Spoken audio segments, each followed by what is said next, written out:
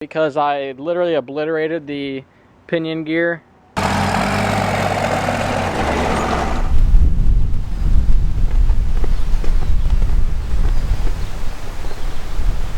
Alright. What's up, guys? Welcome back to another video. I've been on the YouTube grind lately. I got videos on videos on videos.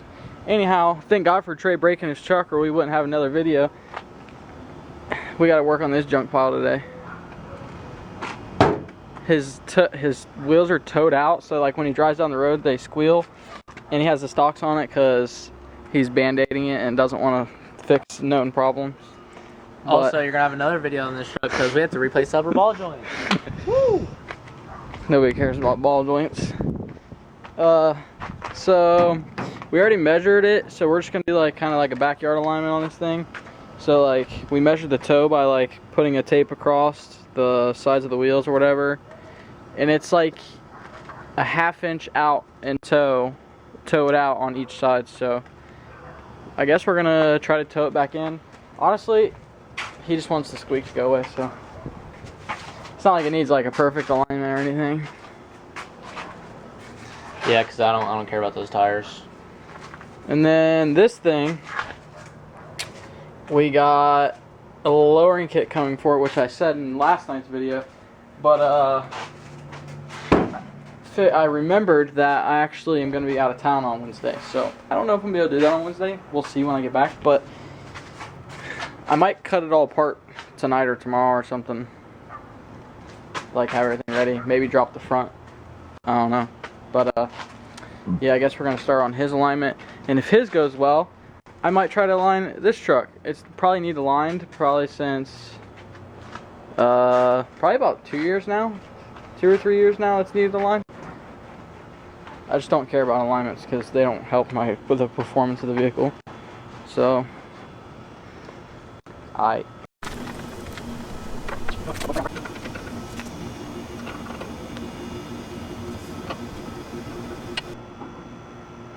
Yeah, it's moving. Don't be hauling ass. Remember, we got that rough country. It already doesn't even look as cambered, but it's not settled in either. well, toe plays with camber too. Yeah, and you're right, it's not settled in. Technically, if it wasn't settled in, it should have more camber.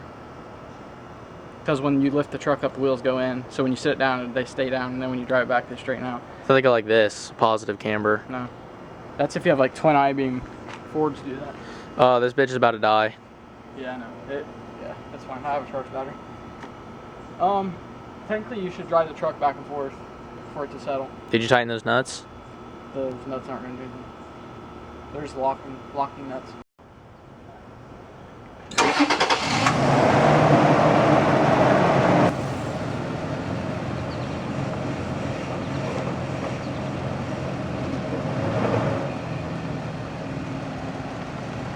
Perfect, I think. Yeah.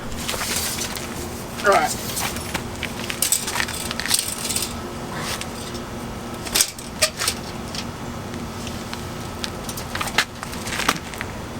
Paul, we might be dead on. What is it? 76.5. Which should be where it's at.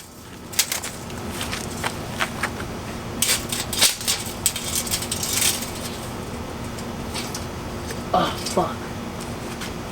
Ankle pop. Technically, the right way to do this is with toe plates. It's a ½ inch off. So adjust that side then, because that side looks worse. Yeah, so this side needs to go in some. So it's 76. It definitely needs to go in more. Yeah. Alright, we'll adjust this side in and then we should be done. I'm curious to see how off Charlie is.